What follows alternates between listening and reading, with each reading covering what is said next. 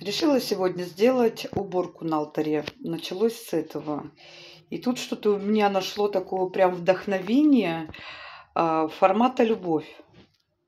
Вот прямо захотелось в этот мир привнести больше любви, да, любви, вот этой гармонизации в отношениях.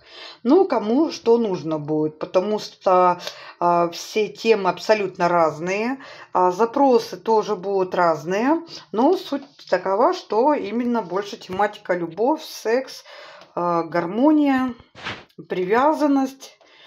В общем, да. Ну, здесь будут свечи не в оконченном варианте, будут еще дорабатываться.